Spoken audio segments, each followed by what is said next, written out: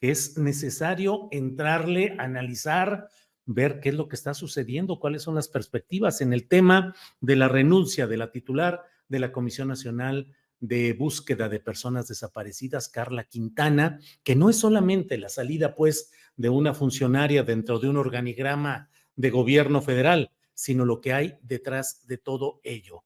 Por eso es que me parece a mí que una voz necesaria para hablar sobre este tema es Marcela Turati. Ella es periodista, aborda temas de derechos humanos, es una periodista premiada, reconocida a nivel internacional y desde luego nacional, coordinadora del sitio de investigación ¿A dónde van los desaparecidos? Marcela Turati está con nosotros. Marcela, buenas tardes.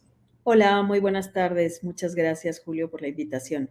Al contrario, Marcela. Marcela, ¿qué podemos percibir detrás de todo esto que me parece, bueno, lo han publicado, lo has escrito tú y otros analistas de estos temas, pues el hecho de esta disputa en función de los datos referentes al número de personas desaparecidas en el país, la elaboración de un nuevo censo, pugnas internas entre los propios grupos que participan con la esperanza de encontrar verdad y justicia en muchos casos, entre ellos el de los desaparecidos. ¿Cómo ves todo lo que está sucediendo en este panorama, Marcela Turati?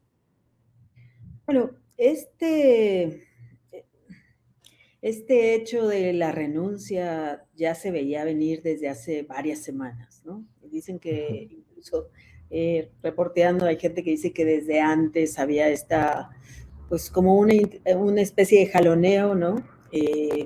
Por una parte, por la titular de la Comisión Nacional de Búsqueda, y lo que ya cataliza esta salida es este censo famoso, pues que ordena Andrés Manuel para ir casa por casa para ver si realmente los desaparecidos están todos, siguen sin ser localizados y todos están desaparecidos, ¿no? Entonces, lo primero fue esta nota, ¿no? Estas denuncias que hacían las familias de que había funcionarios que iban a sus casas y les decían que su familiar se vacunó contra el COVID. Y pues para las familias, para muchas, fue muy impactante, ¿no? O sea, porque cualquier tipo de información pues de esa información, de ese tipo, causa o renueva las esperanzas de que el familiar esté vivo y que no se haya contactado, ¿no? Entonces empezaron los cuestionamientos en un caso que documentamos a un familiar, incluso llega un funcionario con Guardia Nacional para casi inspeccionar su casa a ver si ahí estaba su hijo que estaba desaparecido desde hace 12 años, ¿no? Entonces, la forma en que se hizo, sabemos que es bueno, y el desplazamiento que sufrió la Comisión Nacional de Búsqueda. Los funcionarios de la comisión dejaron de estar en esas visitas, las tomaron los servidores de la Nación, de la Secretaría de Bienestar, con Guardia Nacional, a veces con policías. En cada estado fue diferente. Y bueno, pues eso, la comisionada, por un lado, decía, bueno, que tenía que hacerse como de manera legal, según lo que cuenta gente cercana, o sea, que se tenía que hacer, no sé, con fiscalías, que se mostrara bien las pruebas, ¿no? De si estaba vivo, si estaba muerto, que no fuera nomás, pues llegar, que alguien diga, ah, sí, volvió y borrarlo, ¿no? Del registro. Pero bueno, todo esto, pues los colectivos desde el principio empezaron, y el movimiento por nuestros desaparecidos, a decir que era esto muy peligroso, que se tenía que tener metodología, que se tenía que consensar, que tenía que ser de manera humana y que podría ser pues un rasuramiento, ¿no? Una intención política detrás de rasurar para el fin del sexenio, pues decir que hallaron, además esa palabra, porque sí está diciendo el presidente que ya encontramos, porque los encontraron en sus casas, ¿no? Que eso no significa encontrar a una persona desaparecida, ¿no? O sea, una persona que estaba reportada como no localizada o que estaba desaparecida y volvió a su casa y van y le tocan y nadie quitó la denuncia, pues no significa tampoco que la encontraron, ¿no?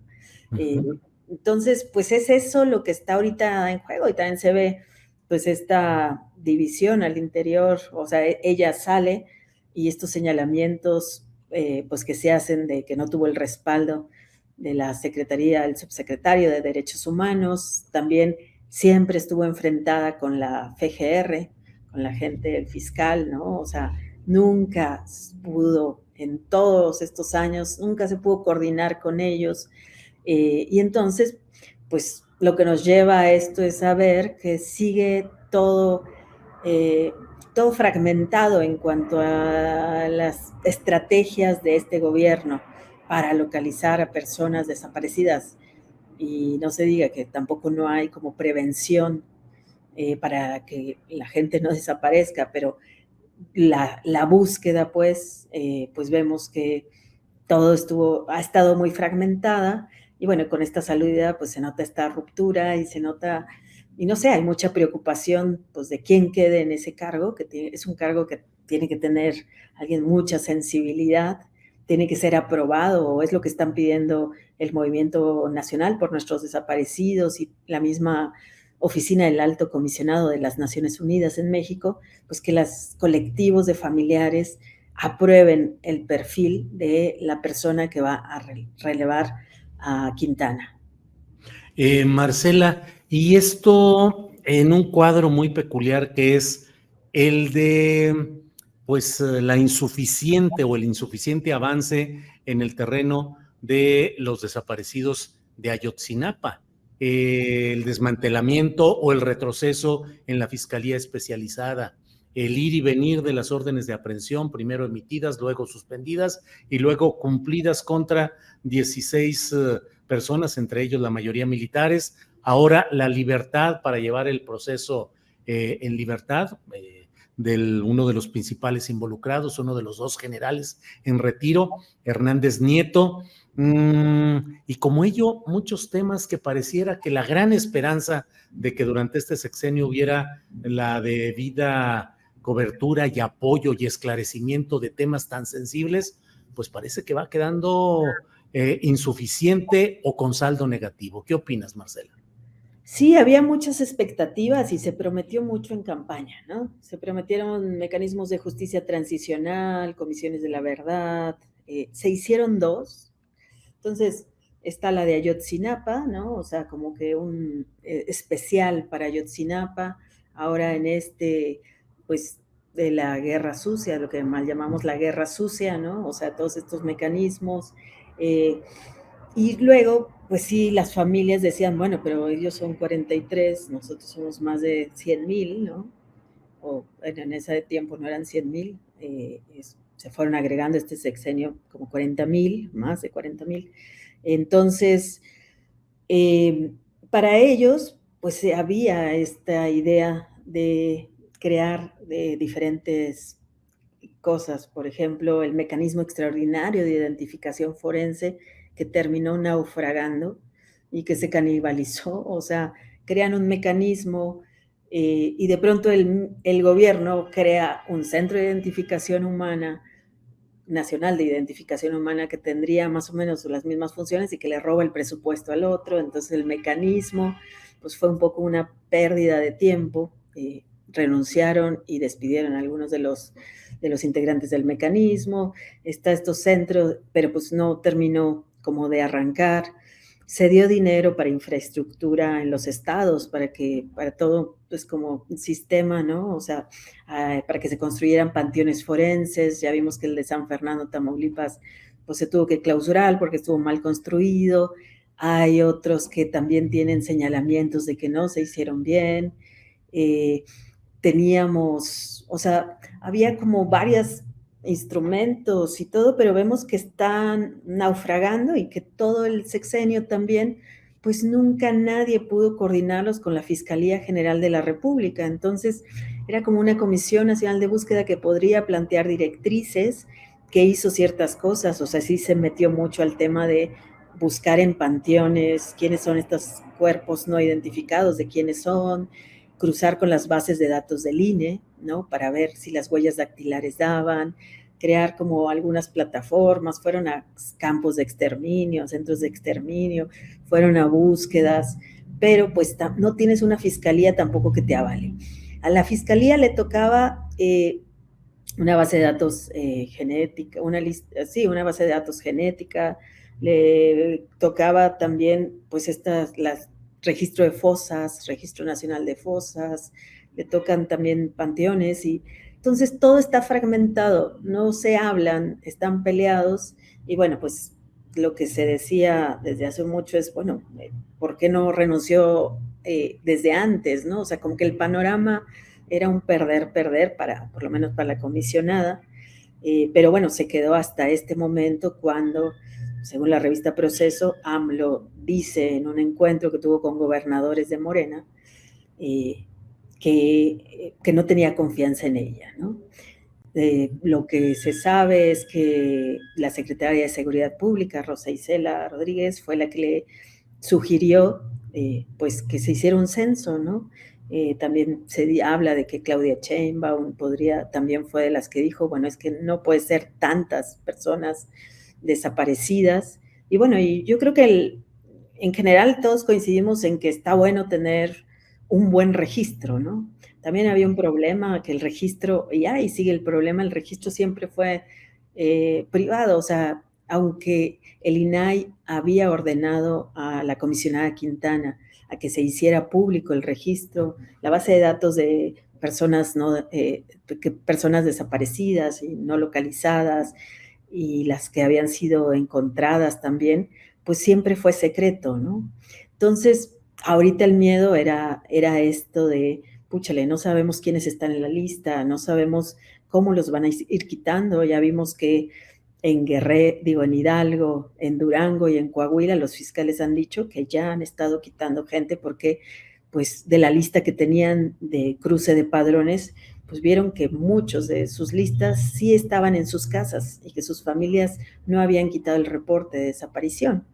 Pero bueno, también eso es súper peligroso, no sabemos eso, cuál es el protocolo que se sigue, si se va a registrar, si los tenían alguien, si los liberó, si se escaparon de un campamento, que a veces se sabe, ¿no? De campamentos del crimen organizado, qué les pasó, o sea, si estaban en algo, se las llevaron, eran chicas que estaban no sé, en temas, las tenían en temas de trata de personas, todo eso, pues, no sé, como ese es el miedo, o sea, nomás lo borras, o sea, cómo compruebas y todo, pues, por bajar la cifra, ¿no? Y de eso lo que me preocupa es esto, que se está diciendo, pues, que los están hallando, pues, los están hallando en sus casas, algunos, ¿no? Y, pues, las familias sí están súper asustadas, ¿no? Y preocupadas por esto y por quién va a suceder a Carla, ¿no? O sea, quién va a ser la persona que suceda a la comisionada, cómo la van a elegir. Por eso hay este llamado a que se tome en cuenta a las familias para que sea un perfil que sea aprobado y que tenga un reconocimiento y que se sepa de su trayectoria, ¿no? Bien, Marcela, pues vamos a estar atentos a esto que tiene muchas aristas de lo que es la lucha interna, la lucha por grupos y puntos de vista en el aparato burocrático federal de mayor altura, y por otra parte el interés social y nacional de ver la constante desaparición de personas y la inacción de los tres niveles de gobierno, el federal, los estatales y los municipales, para poder resolver y para poder mostrarnos que hay una estrategia eficaz en curso, porque pareciera que lo único que nos queda es cada cual esperar y aspirar a no integrarse a esa lista de desaparecidos por cualquier circunstancia, porque todo el mundo está en ese riesgo. Marcela, reserva de lo que desees agregar, yo te agradezco el que hayas estado con nosotros. No, pues sí, a estar atentos a esto que pase y también al caso Ayotzinapa, ¿no? Que como dices, es la otra promesa presidencial y vemos que tiene muchos problemas, y ahora sin el GIEI que esté ahí fiscalizando, viendo, diciendo qué es cierto, qué no, y con un subsecretario que se atrevió a inventar pruebas, o a no inventarlas él, pero a poner pruebas que no habían sido verificadas, ¿no? De qué le pasó a los estudiantes, pues sí, esto es también una señal de alarma, ¿no? Así es, así es. Marcela, muchas gracias por estar con nosotros, gracias por todo lo que haces y seguimos en contacto. Gracias, Marcela.